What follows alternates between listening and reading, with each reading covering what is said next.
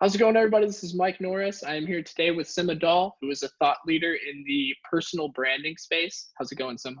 It's going great. Thank you. It's an honor to be here. Oh yeah, thank you. Thank you for joining us. I'm really excited about this conversation in particular because I'm a strong advocate of personal branding, and I think you really have just based on our conversations, I think you really have a great perspective to share today. So I'm excited. Me too. Why don't you start by telling us a little bit about yourself and your background and everything? It's an interesting turn of fate that I spent my career marketing products and services for mostly high-tech, complex sales, and now I teach people how to market themselves.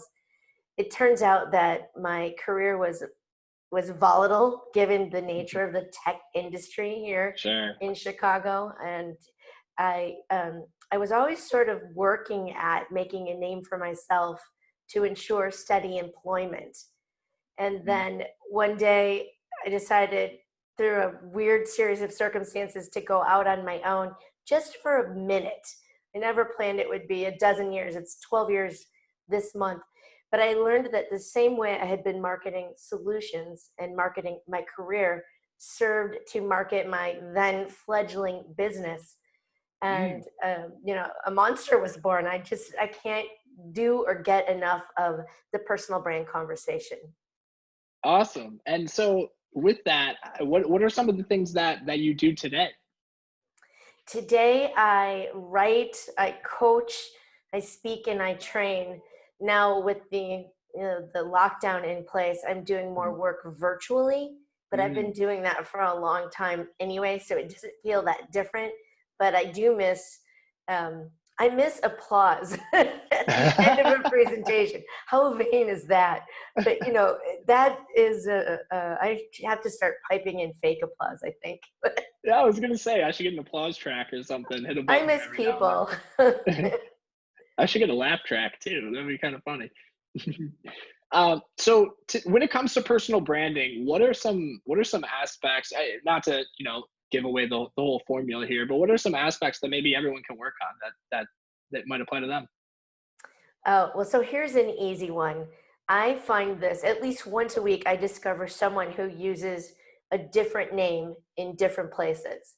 So as Mm, we learn marketing 101, it's consistent messaging across touch points. And that starts with your brand name, which for you and me is our name. So mhm. I find people who use a formal name on their email address, but their email signature is a different name. Their Ah, LinkedIn profile is the name their mother gave them, and their business card and their name tag say something altogether different. So, easy rule of thumb is you can only be one person. So just use the same name. That's an easy win right off the bat. oh, I love that. And Yeah, then I challenge, oh, go ahead. well, you got me thinking now. I'm like, oh, I hope all mine are the same. Michael, But Mikey, sorry. and Mike. Yeah. Oh, my family calls me Mikey all the time. I hate it. Sorry, no, continue. I didn't mean to interrupt. No, not at all. I just that I teach best practices, offline interaction, how to stand out. I call it stand out, stay relevant, and generate demand for who Mm, you are and what you do, and then how you reinforce that brand position online. So some of the things I work with clients on is how they introduce themselves. Right? If ooh. you think about your job title, my job title is really sexy. It's CEO, founder, and president of Sway Factory. And there's no factory. And that title's meaningless. So working on how you introduce yourself and how you show up on a Google search, really fundamental on-brand messaging. Excellent. And I'm sure there are a lot of similarities with businesses there and in the B2B space. Would you say so? I would say so. And I think really progressive, forward thinking businesses understand that personal branding emboldens the business brand. When your staff looks great online, it's easier to attract like minded go getters into Hmm. your recruitment funnel. When your sales professionals look like subject matter experts, they're better able to generate referrals and close business faster. There's really a ripple effect. One that most people don't think about is in retention of your top talent. Sure. Large companies have top talent who, when they quit, they say it's because of lack of opportunity, when the truth is they just don't know how to pursue opportunity. So there's a lot of application of personal brands in the business world. Excellent. Yeah. One thing this conversation is kind of reminding me of, every time I go through and I'm looking at resumes to hire people, one thing that always sticks out to me is when people have side projects of some sort. And I love that because it shows that they went in and they created some website or some business or something like that is their own, and it's themselves, and it's them expressing their creativity and everything. And I feel like that aligns with the personal brand, whether they name it after themselves or not. I mean, I think maybe we're talking about two things here, but I love that. And I also love that when people think of themselves as sort of a one-person media company. And I think Right. everyone should kind of do that. You need to sell yourself, and you need to have a story behind yourself. And those things just really go hand in hand to me. And honestly, if someone came up to me right now looking for a job and they said those things to me, I feel like I would hire them on the spot. Well, let's talk. No, I appreciate that. I often counsel people that their LinkedIn profile, which most people understand is indexed by Google. So if I Google you and I find your LinkedIn, I don't want a copy and paste of your resume. I want your LinkedIn profile to sell me on you and what you can do.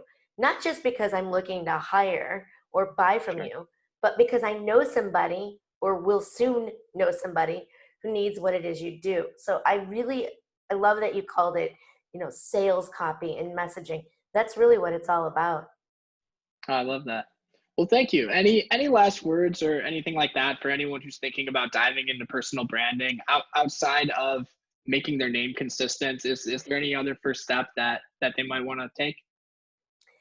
The advice I love to give, because it's pretty easy to do, is whether you are looking to catapult your career or sell more services or products, really identify the target buyer and what they want Mm. from you.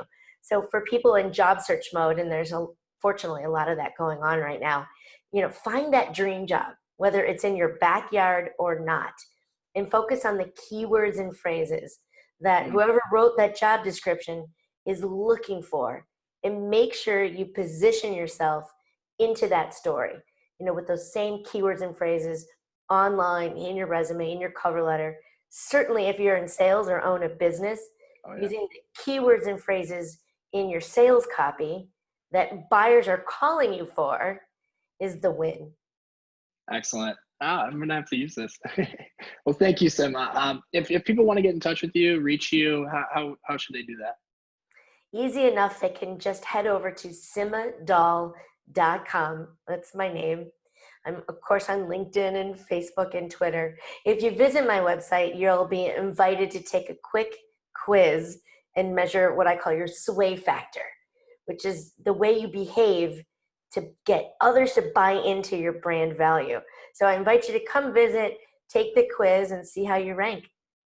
All right, I'm gonna do that. Well, thank you so much for joining us today, and I know our listeners definitely found this helpful because I know I did. So thank you. This was a treat. Thank you. Bye, everybody.